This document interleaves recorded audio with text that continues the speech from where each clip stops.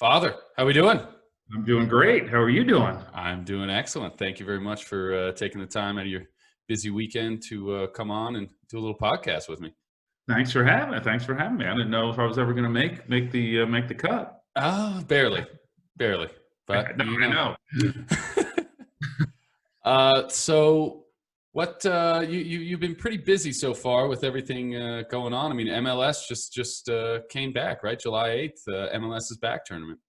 We are back. Yes, men are back on July 8th, and in Orlando. Pretty excited to have that back. And then the women are back June 26th, and we're excited about that. We're going to be hosting that tournament here, so we're very fortunate in Utah to have kind of a healthcare system and an attitude from the government that we need to get back to things to some level of normalcy, and the fact that we feel confident that we can do it, and maintain the health and well-being and safety of the players, and but start to get back to the entertainment, which I think the country sorely needs at this point. Yeah, no, I'm definitely dying to get back to watching some live sports again. It's been nice to get some of the European soccer and stuff like that back, but it was nice to kind of get a chance to watch the draw. I mean, Real's a little bit of it's kind of like it's a tough group, but it's like a fun group, right? Because you get some of those rivals in there, a little Sporting Kansas City, a little Colorado, so it should make it a little bit chippy, I would think. Yeah, I thought the group was. I thought all the groups are hard. Actually, Right. I mean, you look at it and you see the other group that LAFC, Portland, and I can't. Is it San Jose that's in that, or and then Minnesota? No, Minnesota's in ours. Minnesota's yeah. Mm-hmm. In ours, but so there's two tough groups. I think Seattle's is probably the one that would probably be the least challenging. But listen, if you can't get out of the group play, then it can't have any excuses. So right, absolutely. That's something I've definitely lived by. No excuses, right? No, yeah. I mean, it's there's all kinds of factors for why things don't happen, but you really can't have any excuses. Yeah. So one of those things, it's interesting. All the conversations, obviously, we've had a billion and a million, but it's. I don't think we've ever had some of the conversation that we're gonna have today, which I'm actually really excited about. And one of those things that I don't think I've ever asked you would be what drives you. Where does that drive come from? I think I have thought about that. So, yeah. Again, there's a lot in life that we like to think that we're in control of a lot. We're really not. And it's really what, I was very fortunate that I have an older brother who's a year older than me. We're Irish twins, right? And my brother Mike, I think from a very early, I came out of the womb thinking I could beat him. Right. So that really, when I look at things and the attitude that people have, and I'm a big attitude guy because I believe that's all you control. At the end of the day, that's all you got, and everything comes from that. Right. So, but I think with for me, I was lucky that and I think that there's a lot of people that I think it's hard on the older sibling who's got to lead the way. And then that from your own brother. You don't have to. There's the whole psychology of that is amazing. But to answer your question, I was very fortunate. I was very competitive with my brother. Conditioning creates behavior, and I got conditioned to be competitive, and so I really attribute most of my my attitude towards life as coming from really having to do with that. Right. Yeah. So speak a little bit more to that attitude towards life. Well, I have a sense of urgency for most things, as you know, and that comes through. I think it's like you got to have an attitude for success, and you got to have an attitude for what your success is. So whatever your idea of success is whatever, and that should be a very personal it shouldn't be what someone defines as your attitude for success is. What do you want out of life, you know? And I think everything kind of comes from that to a certain extent. And then you have to be super adaptable. I really believe that that you have to adapt. You have to adapt yourself. You're going to evolve from what you think when you're 22 to what you think when you're 30 to what you think when you're 40 and what becomes important. Mm-hmm. And so I think the fundamentals of what success is and having that attitude and the work ethic and all the, you know, things that, you know, the discipline and, you know, really comes down to, you know, if you have these fundamentals, competitiveness and confidence and then I think what happens is you adapt what's important to your life, which I did, you know, throughout my life. It's like, okay, this is really what's important. And, you know, for the most part for me, family was important, but I can be honest with you, when I was 22, that wasn't like you become like, oh my gosh, you know, this is, you know, so you kind of learn, you got to be fortunate. You know, I kind of have thought about it. I think that, I think life is a lot like a baseball game. It's long and boring. With moments of excitement. And if you hit 333, you probably get in the Hall of Fame. You probably have a good life. You know, that means you missed a lot. But so I think, yeah, I think it's a lot like that. But, you know, I mean, it's just, again, the fundamentals. It's the things that you learn. And then if you're paying attention, which is one of my bigger skills was to kind of pay attention, do what I was told and work hard, then then you're constantly just adapting and evolving to you and to what's important to you and what you want out of life. Right. You know? So, I mean, because that adaptability has led quite the amazing path from Long Island, to say the least. Yes. Yes. So starting out at Pepsi and then a ski trip to Utah. Changed my life. Yes. Yeah. Yes.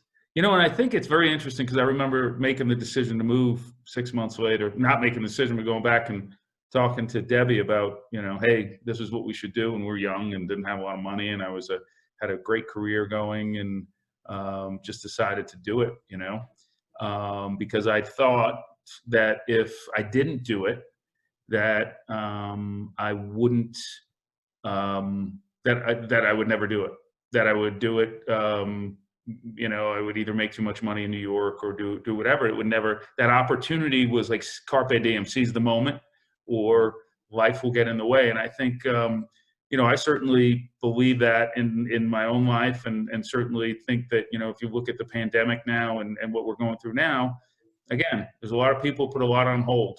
And if you put things on hold, you do not know what life has in store for you. And, right. So I think, you know, that, so I just, yeah, I guess I was ready for the opportunity.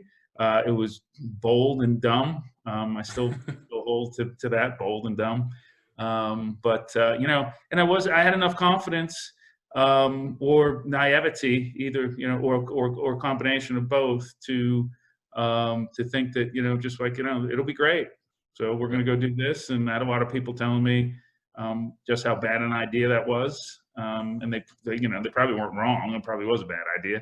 Yeah. But you know, if you go in with the right attitude again, and you know, you can always, you know, the thing is my view of it was, if we didn't do it, what's the worst thing that can happen? You know, right. I go back to New York with my tail between my legs a year later saying, nah, it didn't work out. Mm-hmm. But I'd rather, you know, have taken the opportunity. And of course, you know, it's kind of mostly worked out. So it's been good. I mean, yeah. So yeah. So I think, be bold. That was back in what, 93, 94? Went on the trip. You were pretty young. I mean, I was very young. So you were pretty young. Yeah. Younger than you now. So yeah, so I was 20, let me see. So that was March 94 when I went on the trip. So that made me 27, right? Yeah, 27.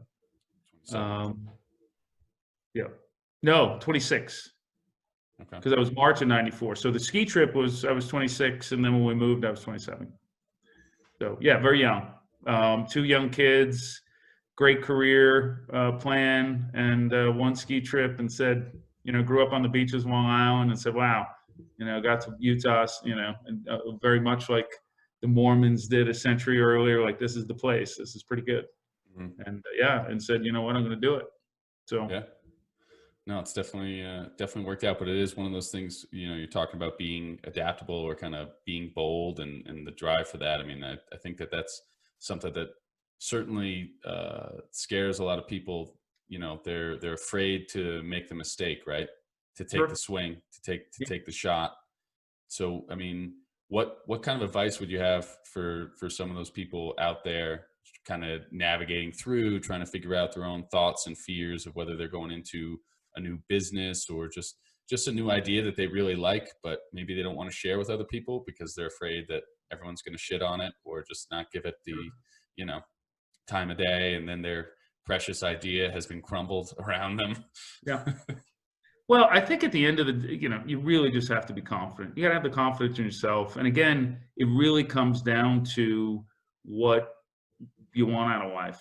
And, it's one of the things that I really attribute sports to, for me in my own life, was the fact that, you're going to lose. I mean, you better get used to losing, because as much work as you put in, as much effort as you put in, and so you got to have the confidence to win, and you got to have the confidence to continue to go back in, and the perseverance and things. But me. I mean, I hate to lose, but I don't love to win, right? So all my motivation has really come from not fear of failure, but just the feeling that I get when I lose.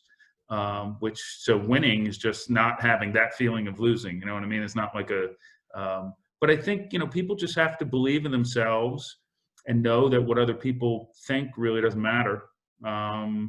And we get caught up in that. This is particularly this society now. I mean, it's gotten worse, not better. Yeah, That for sure. people are really, very concerned about what other people think, and that's that again. And when you think about it, condition. You've heard this from me a million times. Condition creates behavior. Mhm. So when you're on your social media and you're worried about what somebody thinks about you, you are now conditioning yourself further to be concerned about what people think about you.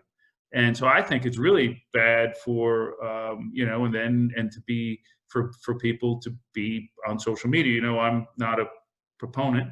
Yeah. Um, and I just think it's really, when you think about the small things that over time become real factors, whether they're good or bad. If you do all the small things well in life, then you know what? When you're making these decisions, you have conditioned yourself to either have an auto response, Mhm. and you do it in both positive and negative. And I think that people really just need to, but prepare. But that's the other thing. We were talking about it before we got online. That preparation. You got to be prepared for the opportunity. Right. you know and I think that that's the thing. But people should be prepared and worried about themselves and what makes them happy, and not so much about what someone else's you know measurements are, and you'll probably live a lot happier life. And at the end of the day, that's success, whether Right. you yeah is because that's my theory. What goes into your preparation? Well, I mean, I try to be prepared for every situation that I'm in. I mean, and then you got to wing it. Then you got to have because you can't be prepared for every situation. Right. So, I mean, there's just no way. But by doing the right things over and over again in your life, you are preparing for these situations that may come up. So that just is a preparation in itself.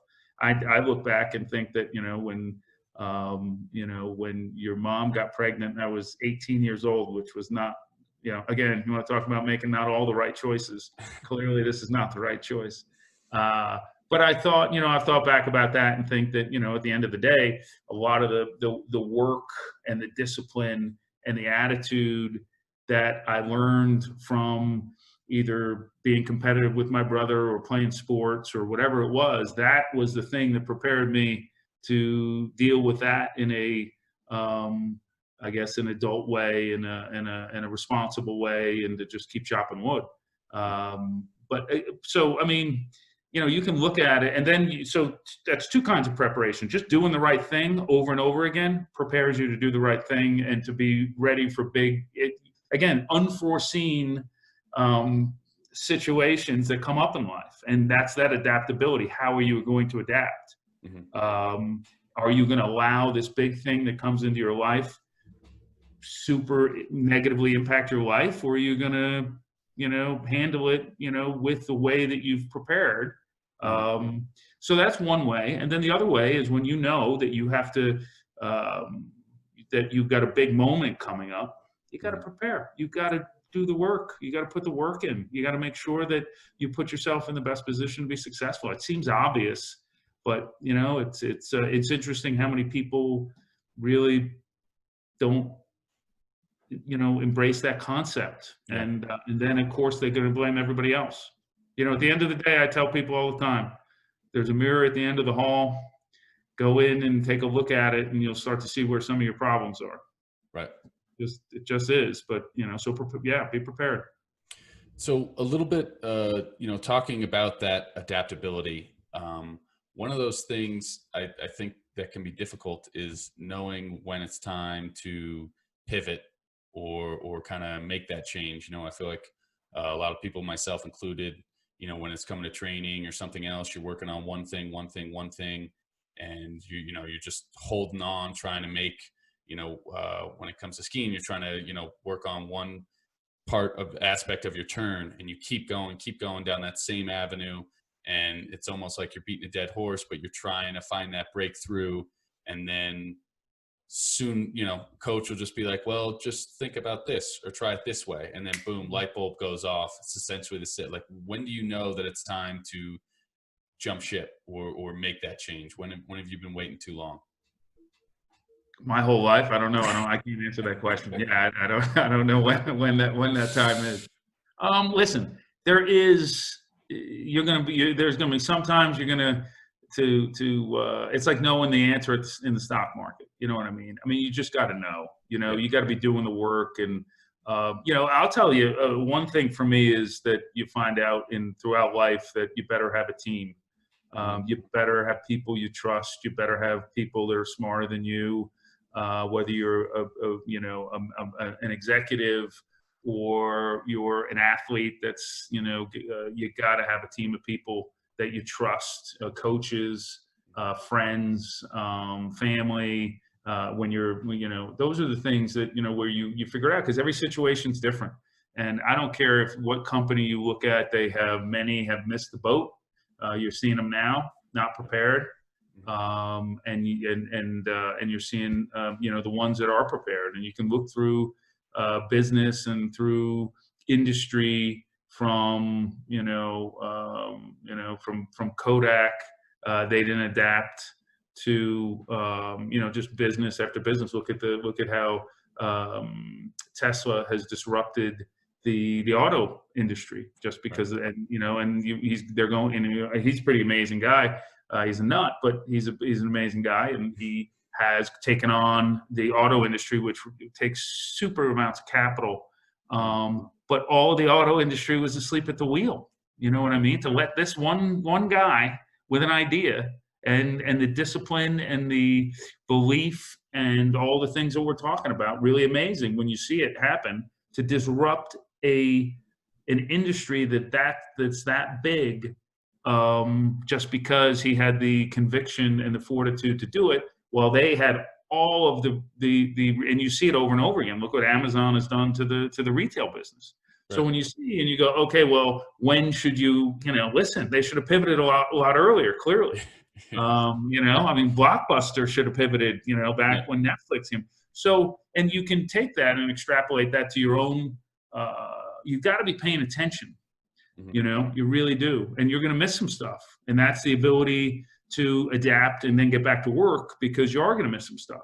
But the ones that kind of put their head in the sand, whether you're an athlete or you're executive or whatever, those are the ones that, that continue to go down the wrong path. And some of those companies I named, whether it was Kodak or Blockbuster or whatever, yep. Ancient history. Your kids will never even know they existed. Yeah. No, it's definitely definitely So true. you got to be paying attention. You got to have, and that's where it comes down to, again, what is your strategy? What is it? What is your goal? Then you have a strategy, then you have a plan, and then you got to adapt the plan. Mm-hmm. I read a lot of military history, and they all, all these, the generals, when I read World War II history is essentially your battle plan is only as good as until you engage the enemy. And then as soon as you engage the enemy, you better start adapting, because they're going to do some things that you didn't expect, and stuff's going to go wrong and stuff's going to go right, and you're going to get lucky on some stuff that you didn't think you would. And then stuff's going to go badly wrong, and then you're going to have miscalculated. So that's where it comes, and you have that ability to adapt. And I think Mike Tyson has taken that to the next level, right? I mean, which I think everybody's got a plan until they get hit in the face. Yeah, and I think that's it. So then you better start adapting and going, okay, So yeah, so I think be aware and then be ready to adapt. It all comes to me to an attitude. And if your attitude is, and this is one thing that I have in my office that I tell all my people, and I haven't read it anywhere, it's just mine, but I'm sure, it's a manifestation of a lot of things I've read or whatever, or maybe I did read it and steal it. I don't know, but is to be humble and paranoid. And I mean that by the perspective that you got to be humble in the fact that whatever position you're in is not going to be that great. I mean, you just got to keep chopping wood and doing all the right things. And then you have to be paranoid, and paranoid meaning, at the end of the day, you better think that people are working harder than you and smarter than you and better than you. And people that are arrogant generally don't last long. They may get there, they may have some, stuff, but you better be humble and paranoid. Humble in the fact that you're not that great, and paranoid the fact that there's a lot of other people out there that are trying to get what you got. How much do you think that's kind of helped with the added of your already, that's, your attitude, your drive, and then being paranoid and humble? Well, I mean, you got to learn. It's a constant. I'm reading a book right now, trying to learn some more. And it's just a lifetime of learning and again, knowing what you want, and then taking all of the things that you've learned, and these disciplines and things that you've learned as a 18-year-old, 20-year-old, 10-year-old. And then continuing, again, the attitude is to continue to learn, and that's humble, right? If you think you know it all, then that's not a very humble perspective. And they've all, and the thing is everybody has their strengths and weaknesses. Right. And oftentimes you see people's strengths. That's what gets shown, whether you're on social media and you get to see somebody's amazing strength, or you get to see an athlete, or you get to see a movie or whatever, and everybody gets to see this one aspect of somebody that they're really amazing at.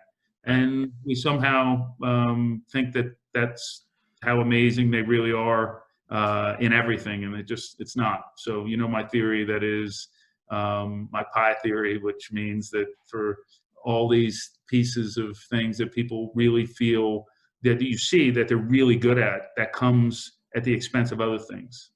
And that means you're underdeveloped. Either you don't have, and for lots of reasons, it's two reasons. One is you just don't have the skill in that anyway, or the interest in that. And then B, because of that, you don't work on it and you never develop it. Right. And there's all kinds of things, so you got to know yourself. And that's what, again, the mirror, very important. You got to know yourself. You got to be able to look at it in a humble way and say, here's what I'm good at, here's what I'm not good at, and I either got to really work on those things that I'm not that good at. Then I have to, when you get into the executive roles, kind of surround yourself with people that are good at those things that you're not that good at. Yeah. And nobody, like I said, nobody bats 1,000, so no one is great at everything. I've not yet met a person that is great at everything. Yeah, no, it's flashed through my mind. Definitely a bunch of long car rides from some ski areas of not competing up to what I wanted, and having a look myself in the mirror. Winter Park 2009, I think, stands out pretty well. So that was a long car ride. Yep, I remember that one. I remember that one. But the beauty is, and I told you this when you were first competing. I remember your first competition. And many of your other competitions. The sun comes up tomorrow. We as human beings have a tendency to put a lot of pressure on ourselves, and that pressure is generally far bigger in our minds than it really is, and it actually comes back to haunt us to certain extents, particularly when we're younger. But the sun comes up tomorrow. And again, that comes up to the attitude, and how do you balance and say, listen, I'm going to put in all the work, I'm going to do everything I possibly can, and then I'm going to do that tomorrow. And that's the part that you kind of think of, as I said earlier about the baseball game, is life is long. You get a lot of sun comes up tomorrow days to go fix the mistakes you made. And that's the fun of life. If you've got, again, the right attitude, that doesn't become a burden, that becomes okay. And if you have the work ethic and the efficiency and the goal, then you get another day to do it. And I love that. We've talked about the Dan Gable story, and I love the fact that you're a student of success and a student of watching other people's failures and successes, and it makes it easier for us when we get to see other people. Right, of course. But one of those things that you kind of talk about, some will always come up tomorrow, and one of those aspects definitely going through training is really that perseverance. And how key do you think that is in kind of creating that success? I mean, you kind of have to have a little bit, right? You have to be put down a few times, be able to get up off your feet. Maybe you think you're doing great, and then you come out at an event and you get your ass kicked, and then it's like, okay, I need to look myself in the mirror, and I need to figure out what's going on. I need to make those changes and kind of persevere, go through some rough periods where everything's not working. Sure. Yeah, without question. I mean, you got to be able to persevere. I mean, anything that is worth doing is worth doing. And so again, if you have your goals, and when you're a kid, your goals are, you're just doing it. You're either doing it to make your parents happy, or you're doing it because you're hanging out with your friends, you're doing it because it's kind of fun. When you talk about sports or whatever, or kids that want to go to, back in the day, a 4.0 GPA was all you could get. So now you guys have all kinds of other things. But back in the day, you could. But I mean, go to Harvard or MIT or whatever the goal is. Then you're going to persevere. We are in control of a lot less than we think we are. Again, see the pandemic, see we're motoring along, everything's motoring along, and then boom, life has a tendency to surprise you, and oftentimes life surprises you with good things. So and again, that comes to the attitude that says, but yeah, I mean, you got to persevere. You got to, what's the alternative? Yeah, right. No, it's true. So speaking of that perseverance, I mean, what are some of those big failures you've had that have kind of spurred a greater success? Because I feel like everyone always has those setbacks and some of those things that really makes you go back to the drawing board, really recreate something, and you're out better for it. You've learned from the mistake, and you're off to the races. Yeah, none really come to mind, Bob. No, I think no weaknesses. That's right. I forgot you. Yeah, no weaknesses. Very humble, very humble. Yeah. No, I think I can remember one as a kid that really had an effect on me, and then I can remember and have one as an adult. So one is when I was in seventh grade. I mean, when I was in sixth grade, I got done playing soccer. I was going to play football. I was going to play this community football, and I hated it. It was somebody's parents that were coaching, and I was like a tight end, which is like a lineman when you're in sixth grade. Nobody throws a ball, and my brother was like the star tailback, and I quit, and I went back and I played soccer, and and then I got into 7th grade. I was a big baseball player at the time, and I wrestled, and I wasn't that great of a wrestler at the time, so then I went back to play football because I didn't want my brother to think I was a baby. That was the main motivation, which I never told him until probably about 10 years ago, but this was something. So I didn't want to be a quitter. I thought that he never said a word to me, by the way. This is all just in my head. Yeah. But I thought that he thought that I was a baby, and that's why I quit football. So I went in 7th grade when I could play, and I decided to play. And I was always as a natural athlete, but I'd never played football. So when you get in to play football with kids that have played already, Yeah. you are not that. So apparently I wasn't that good. And then I went in, and I only played the 5th quarter, Yep. and I never missed a practice. So you get a lot of people. So when you're not playing and you go to practice every day and you're working hard, and that was in 7th grade, and then and then in 8th grade I had the same attitude, same work ethic, same. Yep. Gonna go, and then you start to get better, and then the next thing you know, I'm playing college football. So that's an interesting thing where clearly it was not, I wasn't my finest moment, or I hadn't figured out what I wanted to do, or whatever. Mm-hmm. And I just kept working hard but you got to have that. That's got to be your attitude. And whatever, but I was going to go to every practice. But my brother was my motivation for that. So, right. So he didn't even know. Yeah. Another one, obviously, I decided to pivot out of consumer goods and get into the agent business, and that was a business that I really enjoyed to a certain extent. Had certain aspects of that I enjoyed less. And then had a lot of eggs in the 2006 Olympics. Had six athletes going over, and 4 who were gold medal favorites, and didn't get any gold medals. That was an interesting period. I remember smoking a cigar in Torino, going, "This didn't go out exactly the way I would have planned." But yeah, it's. You got to pivot. You got to figure it out. And then I figured out, a lot of the things that I didn't like about it weren't going to change, Yeah. and I better figure out something else to do. Either that, or I would have stayed in and really stayed in the agent business. But, you have some failure, you kind of evaluate it and go, okay, is this really what I want to do with the rest of my life? Do I really love this? And there was enough aspects of it, including competing with the other agents don't have, there's not the highest scruples in that industry. It's got and I have stories of that. So just decided to pivot into something else. But yeah, right. Sun kept coming up. You got to do something. Yeah.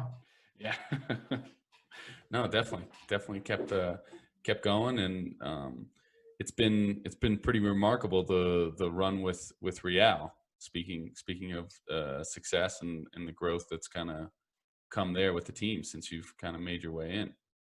Yeah, well, I attribute that all to Deloy, and he is an amazing individual who has achieved a lot of success, and has taught me a lot. The one thing I've learned from Deloy, our owner, is the speed with which he moves.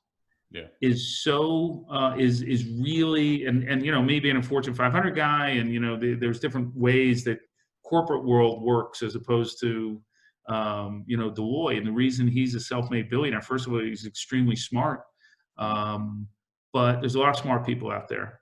He's very driven, but when he makes a decision, the speed with which he moves, the speed with, so for example, when we decided to launch the women's team, we launched it in 120 days.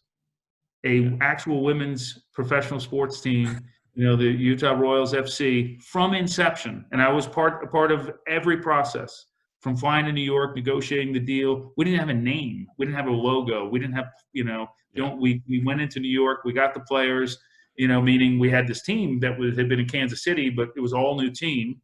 We didn't have a coach. We didn't have anything, and we sold out.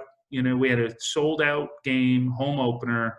120 120 days later. It's remarkable, but it comes down to, and most organizations, while we have an MLS team, we had we had RSL and the Royals, the Monarchs. Right. So we had 2 clubs already, and but the speed with which he operates is just so remarkable. And I've learned a lot about that because, I've always lived by the theory that a good plan today is better than a perfect plan tomorrow.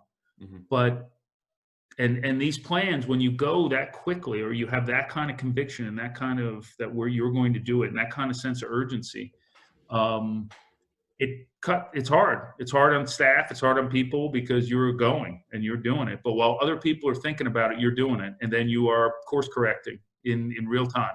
Yeah. We kind of talk about the fact that it's like building the airplane while you're flying it. It is a lot, but it's amazing. If you want to think about and Tesla's the same way. I mean, you look at a guy like Tesla, or you look at even Amazon or whatever. I mean, you look at Tesla. Tesla's out there doing things without the infrastructure and all the committees and meetings that you're going to get at big companies that just slow things down. Yeah. And when you move with that kind of speed, you really, if you look at it, that is a massive competitive advantage, and probably, in my view, one of the most underappreciated competitive advantages there is. Because it allows you to adapt quicker, or, I mean, what are some of those advantages? Well, you're doing it. Some people are thinking about it, and you're doing it. So, I mean, even if you looked at it from the physics of momentum, looked at it from that level, and momentum happens, and then you're building more momentum. So it's not perfect, and like I said, it doesn't come with without its challenges to it. But again, the speed and the momentum that you have while other people are, still in planning mode is so, I mean, again, I mean, if you could take anything away from it, is when you're plan, be quick about it.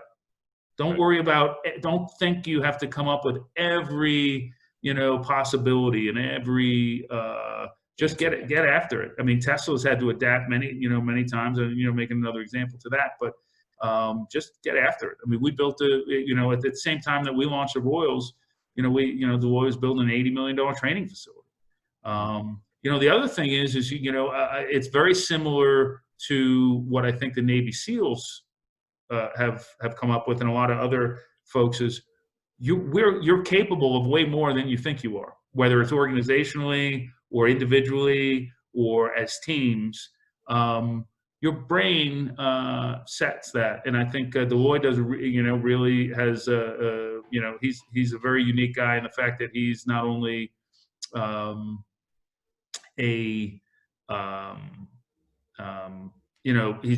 a visionary, but he's also can get things done, and that's kind of interesting. You don't typically see that amongst individuals where they have the capacity to be not only a visionary, but then to actually be an operator and to get things done. Tesla, I think that is also one of the interesting things about Elon Musk. He is a visionary and an operator. And I tell you, go back and over time and see how many people can do both. Yeah. Not that many. Right. Yeah. Yeah, no, it's super. Because you use different parts of your brain, different skill sets, as we talked about earlier. So very few people, I mean, that guy's running a car company, and he was sleeping on the floor, on the operational end when things were going wrong.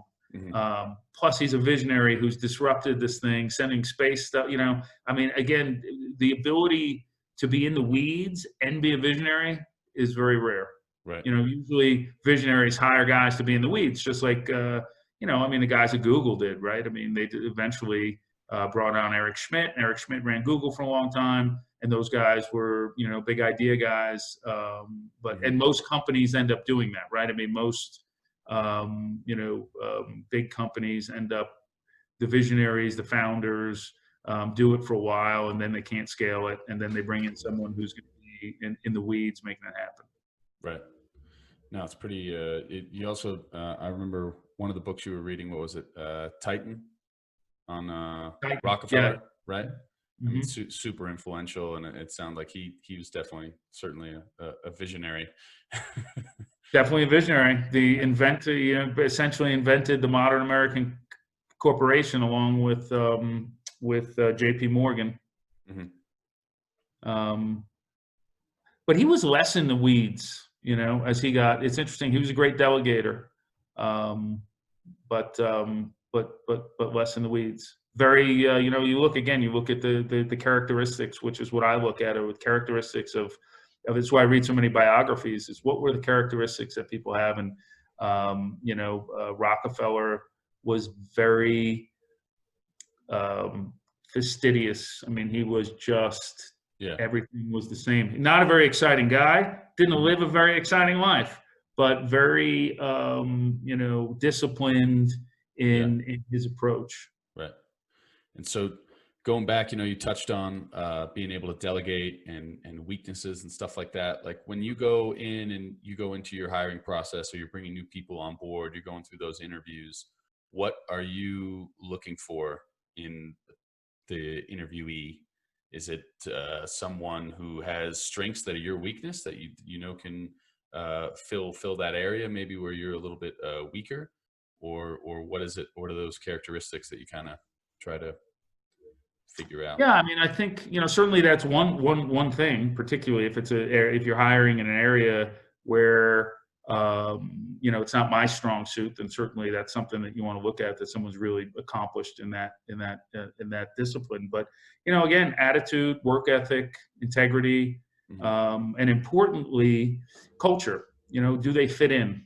Do they fit into the culture? We have a high performance culture, and you want to have are people and so it's very interesting, and that's a big thing, that if you've created a culture of that is whatever that is of the organization. When you bring people in, they could be the most talented. There are certain things that just don't fit. And you see it in coaches, you see it in organizations all the time. Obviously.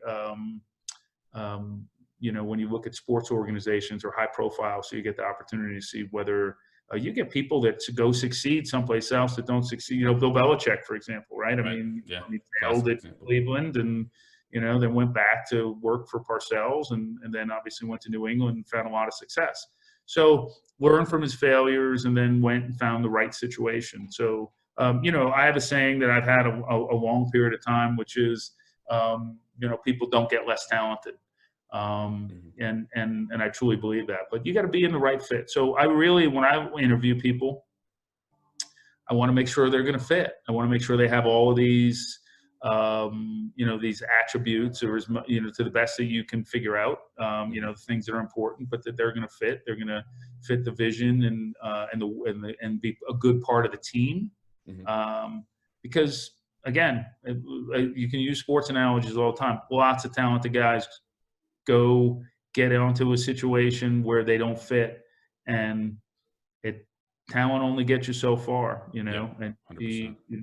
so you got to have the right fit, but they got to be able to meet, integrity, work ethic, attitude, and then they got to be able to fit, and they got to be good at what they do. Now, how But, hard? finding people, I'm sorry to interrupt, but Yeah. finding people that are talented, there's a lot of talent out there. That's not the hard part. There's a lot of smart people. There's a lot of people that are capable, but they gotta want to buy into the vision, and then fit. Either that, or it's. Right. Now, how hard is it to create that culture? I mean, you speak to that a little bit. Like, you have to make sure that person kind of fits the vision, fits the culture. So when you're going through in your organization, how important is culture? Well, whatever the culture is going to be, is you better be aware. Again, be aware of it, and make sure that you're, some of it is, Deloitte's got to, I mean, he owns the team. It's his culture, right? Right. But if it doesn't work for me, then it doesn't work. Mm-hmm. Right. For me, it works for him. I'm not buying the team from him. So, it's his. So, but the reality is that you build that based off of, but you got to be aware of it. You got to know, you have moments where, listen, the reality of it, if you're in the game a long time, you know that sometimes things are going well and are easy, and a lot of times they're not. Yeah. And you constantly got to be tweaking and making sure that you have the right talent in the right spots. And the world keeps moving. Right. So, but you And gotta, yeah. when you're going through, how much, I mean, you're always a positive attitude first person, and how much do you say you got to enjoy that process though? Because I feel like a lot of people get caught up in the day to day, and maybe they're not like super, they might not be happy with the process of, they just want to get to the end point, and they don't There want is to no end enjoy point. the journey. Better enjoy the journey. There Yeah. is no end point, and that's what I tell people all the time. I guess when they, when the lights go out finally, that's either the end. We don't even know if that's the end point or not. You know what I mean? So, Right. be prepared, right? Yeah. But yeah, I mean, you better enjoy what you do, because, and no, you're never going to enjoy what, that's a overarching statement, because I don't care what you're doing, you're not loving it all the time. But for the most part, it better be fulfilling to you. You better get out of it what you want, and you better be in it for the long haul. I think, one thing we haven't talked about, but it all, all these things kind of blend together, is commitment. You better be committed. I tell that story about the chicken and the pig, making breakfast, and the chicken is bringing eggs, and he's invested, and the pig's bringing bacon, and he's committed. So, and I really do believe that. I believe that at the end of the day, if people, there's a lot of people that end up getting the life that they end up with, as opposed to the life that they want. So you should really be committed to what you want to do. And if you have that kind of level of commitment and conviction, and then you work hard, and and you're adaptable, then you can get anything you want. And I think that those are the things that are super, but that commitment, because it's a haul. Life's a drag sometimes, Sure. as I kind of have the saying, my life doesn't suck all the time. And you got to have a sense of humor. That's the other part of it. I mean, that I look at from my own personal experience is, you got to roll with it, because sometimes, sometimes things are, you go through periods where things aren't going well, where you're talking about in a sports career, or you're talking about in a sports team like ours. I mean, we've seen all kinds of different gyrations, from new coaches to, missing the playoffs by a point, to getting into the playoffs by a point, to losing the championship game in 10 penalty kicks in 2013, when it's about 10 degrees outside in Kansas City. And then, you better enjoy the moment, and it better be worth it to continue to build something.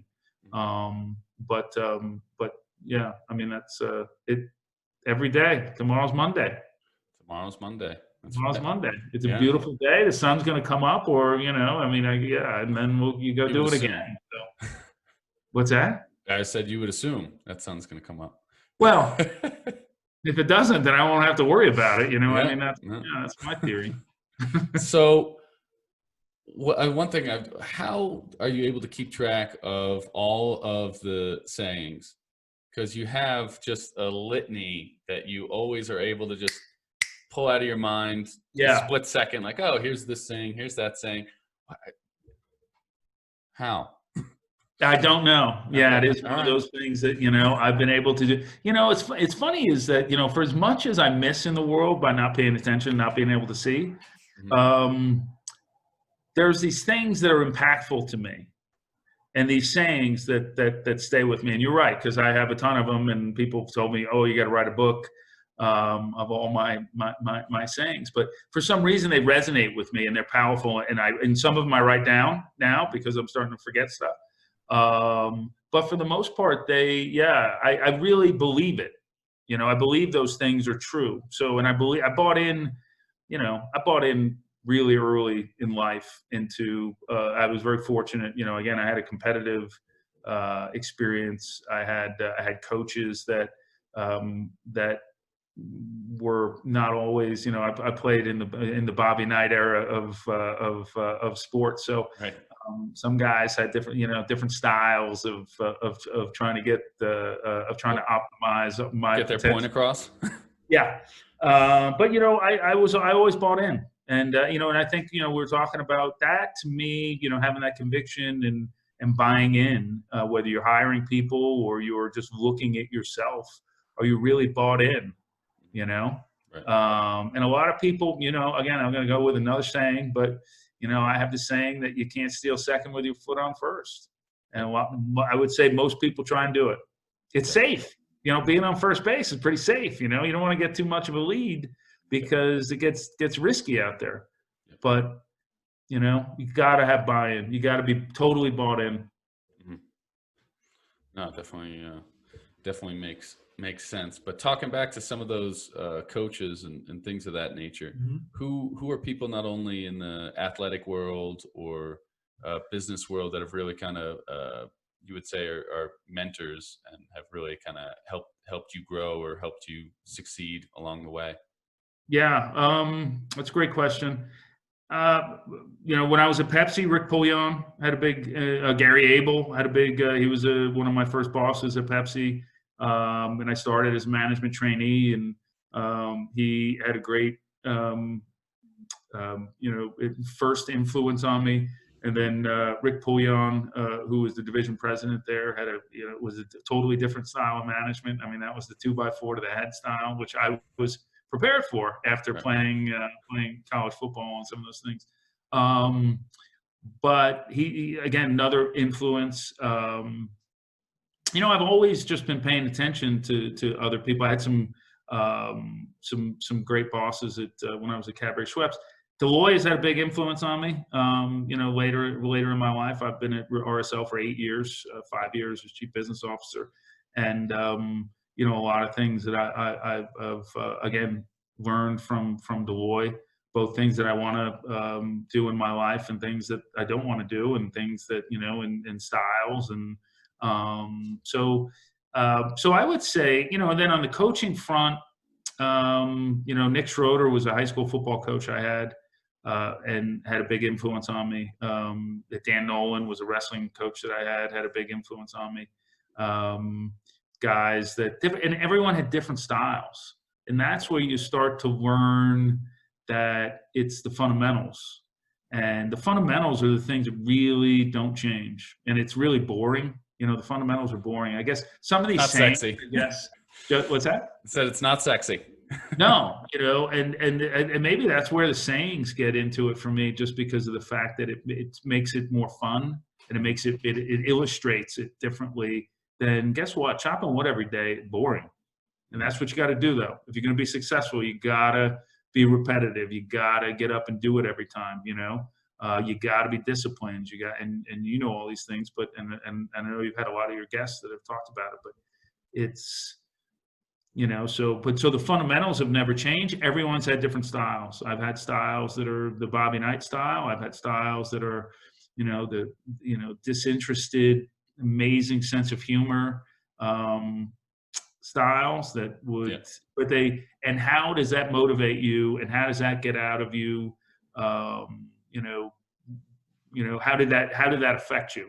And what you want. I could tell you, anybody who's had the 2x4 style, that's not that much fun.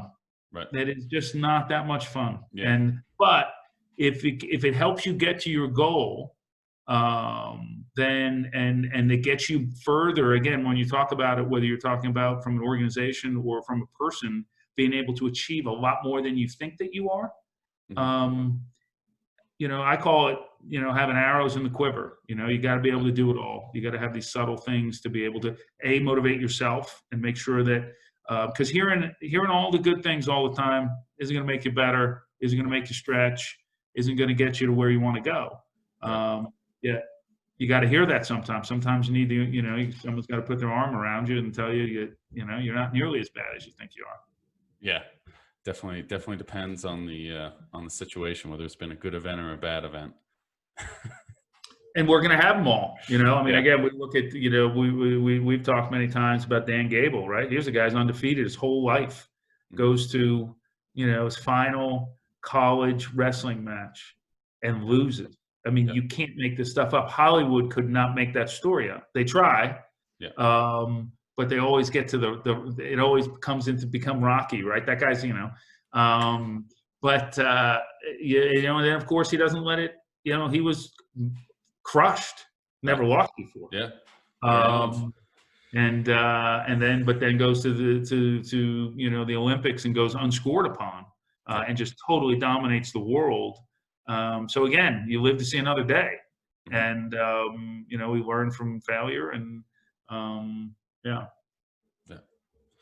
No, it's definitely one of those things you have to live with it, and I think especially now with the how big social media is and everything else, I think that people try to ignore it. As you were talking about earlier about the fact of everyone can post whatever picture or whatever they want to say that gives the best side of them, and it's only about the successful part, and it's not about the times when you're down in the dumps and life's not great, and you're trying to figure out which way to navigate and what's going to get you back to the promised land. Well, there's a lot of things out there that are just, most of the world is full of shit. It's just super superficial. And, I told you that a long time, but you got to figure it out yourself. You know what I mean? It just is. And, the one thing that I always learned from a very early age, and again, this comes to attitude, is you got to embrace the suck. You just have to. Life sucks most of the time. And, when you're out there and you're skiing and it's, 10 degrees below zero or whatever it is that you're doing, or, as a wrestler, I wrestled for 2.5 hours and then go out and run and, at night and it's cold and wet in New York. You got to embrace that. You got to love it, and that's the part that if you embrace the suck, the fun stuff becomes even more enjoyable because that you've got a good attitude about the stuff that isn't that great. So that again, to me, it all comes down to attitude. I have said it many, many times. It sounds like a broken record. That's where it all is. And I've come up with my latest quote, which I don't even know that I've shared with you. I don't. We get a maybe pen ready. Maybe I have. Maybe I haven't. But people talk about heart, and I say that the heart is just a blood pump. It is literally everything comes from your brain. So when I hear people going, "Oh, this guy's got heart," that guy, they don't have heart. It's all in your head. Right. It is all, your attitude comes from your head. Yeah. No, absolutely. So Makes sense. One thing that I wanted to touch on a little bit, because when I was going through and I was looking for what I wanted to name this podcast, and one of the things that really stuck out to me was when you made it for me. I think it was a Christmas present, birthday present, something like that, and it was up in my room, and it was the Teddy Roosevelt speech, "Man in the Arena," which became the name for the podcast. And just how influential was that? And when did you kind of find the Man in the Arena? I'm just kind of curious about that. Yeah, very good question. It hangs in my office. It resonated with me automatically the first time I heard it. So when I was with Cadbury Schweppes, Todd Stitzer, who was the CEO of Cadbury Schweppes of North American Beverages and went on to be the CEO of Cadbury Schweppes in England, he played it. He read it. Okay. And I'd never heard it before, and it resonated with me instantly. And I just think that, again, it sums up all of the things that you talk about, which is, yeah, you got to go out and do it, and don't worry about the critics, and yeah. Those So timid that souls. is those, timid souls, those timid right? That souls, right? you neither know. Victory nor defeat. Yes, exactly. So, Mhm. yeah, but and I'm reading. It's interesting. I'm reading a book right now. J.P. Morgan. The House of Morgan, and Teddy Roosevelt does battle with the famous battle with J.P. Morgan when he, is the trust buster. Mhm. And so I'm right in the middle of that right now. So it's again, that attitude comes down to attitude, Right. and So that was his. talking about books, what would be a few that you would kind of recommend for people to go out if there's a few books on, maybe it doesn't, I mean, it can be success, but maybe just that have really influenced you and kind of given you a few things that a few big taking points for you kind of throughout your career so far that you think would be really helpful? That's an interesting question. Well, I know you read a lot, so I figured you I got to do have a read a ton. lot, Yeah, yeah. and it's interesting because I don't know that there's one book that It I could be a would. few. It doesn't have to be one. Um, I've learned so much from all of them. Mhm. And I've found with so many different pieces in all of these books. One, General of the Army, which is a book that I read, which I gave to you, which was about George C. Marshall, who was to me one of the great military leaders of our history, and doesn't get a lot of um, Credit. a lot of credit. I've read, Truman, I think, which was David McCullough, is an amazing book, just about a guy who was ready for his opportunity. Really, it's an amazing story about Truman. The book about John Adams, again, another David McCullough book. I mean, these guys, when you think about the conviction that they had, and you think about guys, being in Boston, and this guy's a farmer essentially, and is taking a horse and carriage buggy down from Boston to Philadelphia in the mid 1700s to Mhm. sit in these cold rooms their initial goal was not to overthrow, it was not to have the Declaration of Independence. I Okay. mean, they were just trying to get a little representation with regards to their taxes, and they probably would have been fine. So, but looking at the discipline, the hard work, the fortune, the good fortune rather. I mean, you look at Truman. I mean, FDR was not a big Truman guy. Didn't Mhm. even want him really. So isn't that's kind of fascinating. Ulysses S. Grant is a great story. Mhm. Again, another guy kind of down on his luck, um, sees the moment, and it becomes life altering. So I think, yeah, I've tried it to get, as I've read, I've looked at things very holistically. I'm very thoughtful about it and trying to figure out um, what made people successful. Right. And again, these were all successful people. And now I'm reading, I've read on, we talked about Rockefeller and what made him successful. And they were opportunists, certainly many of them, all of them, quite Mhm. frankly.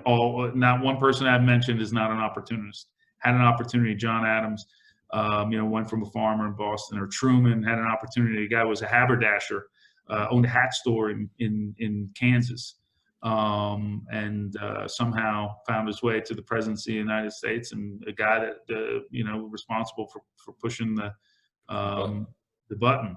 And Grant an opportunist, and Rockefeller an opportunist. And they notice, and J.P. Morgan. J.P. Morgan's one of these guys that he life was on a silver platter for him, but he Yeah. still made something out of it. You know what I mean? I mean, Yeah. he brought things to a different level. But he, So yeah, how is it on a silver platter for him? His father? His father, Junius Morgan, was over in London and was already an extremely wealthy banker and had essentially, um, you know, made and there was a big, and I don't want to spend a lot of time on it, but there's, we don't know a lot, but what happens is that back in the day, the states would file for would be bankrupt, you know what I mean, and they couldn't pay their bonds, and London really financed the United States, which is the irony of life, of course, right? We rebel against them. Then they essentially funded us. So there was a couple of banks, the Rothschilds and the Barings but so his dad was over there and was very instrumental in making, because at the time, American banking, we were thought of as shysters and Shylocks. At one point, people did not want to loan us money because the Americans wouldn't pay anyone back. So he was instrumental for the most part. J.P. Morgan spent most of his time growing up in London, and his dad was over there. And then J.P. Morgan came over to run when he was younger the Wall Street end of the Morgan Empire, which still exists to this day. Okay. Now, I mean, speaking of this, and it's one of the things I've definitely noticed in coaching and just spending time around a lot of what is the difficulty in people being able to look back and remember their history, because it seems to be getting worse and worse. I don't profess to be the best at it, but I definitely try. I mean, obviously from you, gotten a lot of books that I can read and look back on, and there's so many different things we can learn upon, and I feel like it falls to the wayside more and more. With this pandemic and everything that's gone on, I read the Spanish flu book by John Barry, which was super interesting to kind of learn about that. This is not the first time we've had to wear face masks when we're outside or in the store or anything like that. This has all happened in our history before. But it seems like it's one of those things that why are we not reading our history? Well, I think probably a lot of reasons for that. I think most people just aren't interested in it. Again, it comes down to attitude. Right. And then I think that there's a lot more. There's been if you look at history, there has been just continually more distractions in life, and there's only so much you can do in your lifetime, and there's only so much you can do in a day and so it really comes down to and again, one of the things that we haven't talked about, but again, it's all the fundamentals. I mean, you have to prioritize. You have to prioritize your time.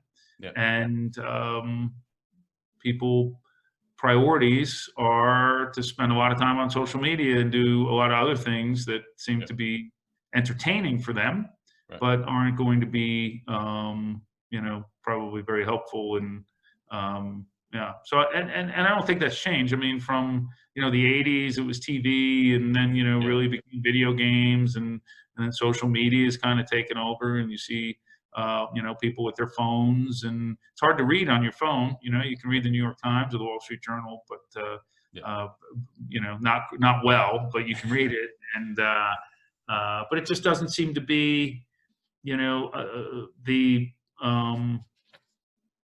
I guess there's not enough interest in it, so it's good for the guys like yourself, and because when opportunity presents itself, whatever that is that is going to bring happiness to your life, you'll be prepared for it. So again, it comes to that kind of level of preparation. Mm-hmm. Is if you can prepare for things and you're not working that hard. Like, again, when you're playing sports and you're getting all these fundamentals and you're reinforcing all these good characteristics, when opportunity presents itself, then you'll be ready to capitalize on it. And everyone else, a lot of other people look back on it and just be victims of their own choices and their own decisions. And So speaking back to prioritizing, what are some of those things, like every day in your day-to-day getting up? What helps you stay focused on those priorities you need to tackle each and every day? The number one thing that I do is wake up with a good attitude. Mm-hmm. And sometimes it doesn't stay that. I don't keep it that long, but I start with it. Yeah. and then from, I'm very much about staying disciplined to my organization, to making sure that I'm very routine based. So I get into routine, and I think routine's good. I think you got to be adaptable to it, but you got to make sure that you have some discipline to a routine. And I think that's where really people got, kind of screwed up in the corona, in the Right. pandemic, because of the Yeah. fact that people's routines got totally disrupted. Mhm. Um, some are going to, again, some people are going to look at that and they are going to be opportunists out of that, and some people are going to be never find their way again, Yeah. because they've been disrupted. So, but having a routine, whatever that is very important. And then being paranoid enough to think that it's not good enough, and open enough to be, constantly trying to change it and make sure that you're super efficient with your time. Right. um, and you got to be adaptable. We went from not having it, we went from having to being in, you want to talk about being in a routine, Yeah. 8 years of us being in, we were very hard for routine, right? Because we went from having just, 34 games with an MLS team, to then adding a USL team, to then adding a women's team.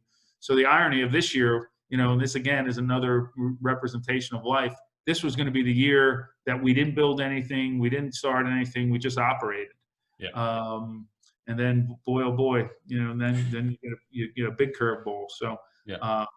but I think those are the things. If you have a good fundamental system and you're open to tweaking it to optimize it, Mhm. you're going to be successful. Again, it comes to that, the fundamentals: having the plan, Yeah. making sure that you're tweaking it, as opposed to constantly redoing it. Right. You know? Yeah. No, for sure. I mean, one of those things you kind of touch on, and we talked about a little bit earlier, is that paranoia, and kind of being paranoid. And I know in your office you have that one. There's another saying. There's another quote in there with the lion. What Sure. is it? Yeah. So the quote about the lion and the gazelle in Right. Africa, and every day, when the sun comes up, there's a lion, that knows that if it doesn't kill a gazelle, that it'll starve to death. And every morning in Africa, the sun comes up, and a gazelle knows that if it doesn't evade, a lion, that day, that it'll be over for the lion. And the moral of the story is, it doesn't make a difference whether you're a lion or a gazelle. When the sun comes up, you better be running. Yeah.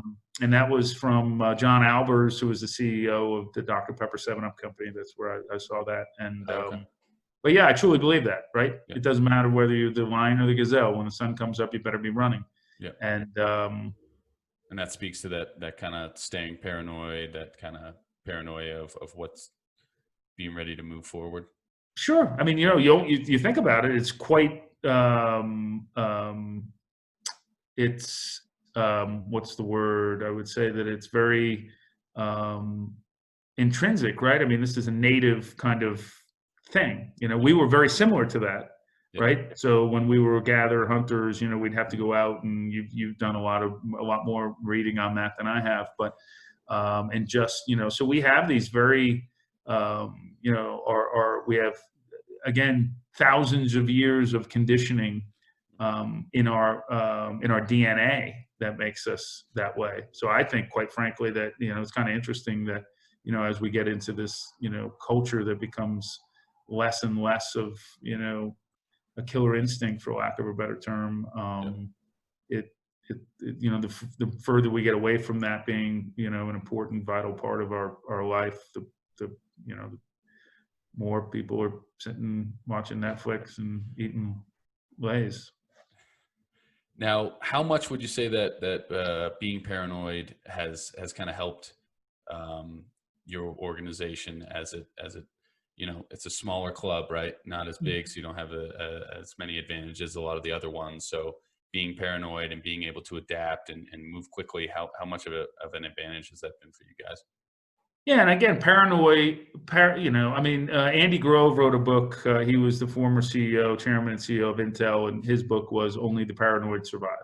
Mhm. So there's a paranoid. I mean, I use that in Yeah. quotes. It's an attitude that, again, an attitude that says that you're not doing enough, because regardless of what and regardless of there's a lot of and this comes to the humility part of it. There's a lot of really smart people out there that are working really hard to get the same thing that you're trying to get, Yeah. without question.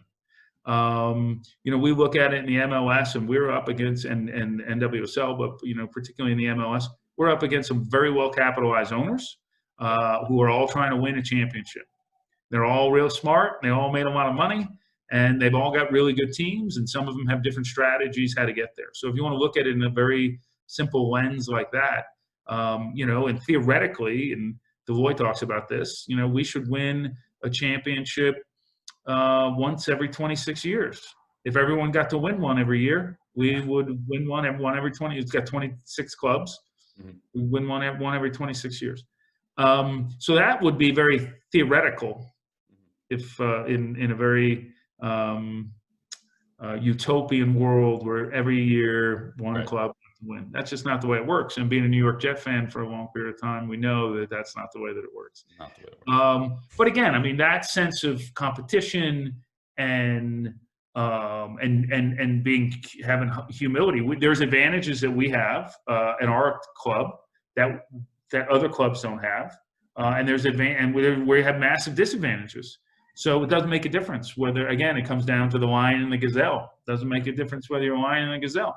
So for us, we know that there are things that we do well, and we need to optimize that. We need to figure out ways to be innovative in the things that we don't do well. But that comes down to our goal of wanting to win championships. We know we're not the deepest pockets. We know that there's owners that can outspend us and clubs that can outspend us, and they do outspend us. And there's Atlanta's got 72,000 seats in their stadium. We have 20,000.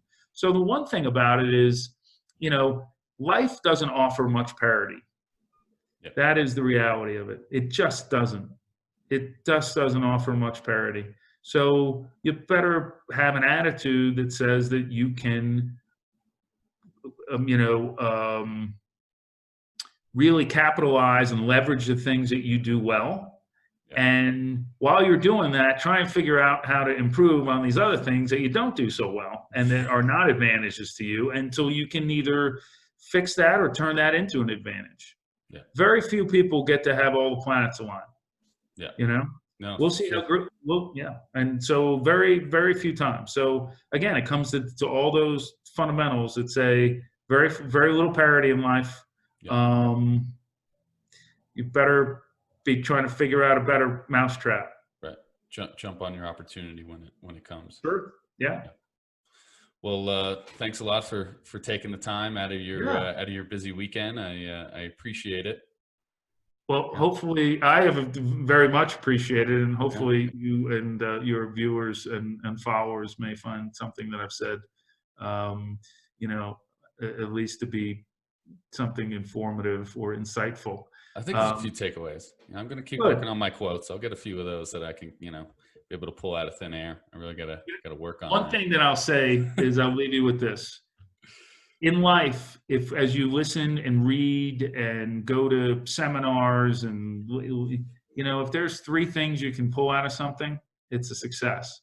And if there's 3 things that you can't pull out of something, then you've kind of wasted your time. That's been my theory on things, just very simple. So whether you're reading a book or you're going to a seminar, or if you can come up with, if it was a good use of your time, if you got 3 big takeaways. Mm-hmm. So if any of your listeners, viewers, had 3 takeaways out of this that might have been helpful or insightful, or then I will think that it was a success. Good. Well, I'll let you know what the feedback is, for sure. Yeah, okay. Definitely. Well, yeah. Right. Thanks for taking the time. Go Real. Go Royals. And I know I'll definitely see you soon. Thanks everybody for listening. Love you, Dad. Love you. Cheers. Yeah.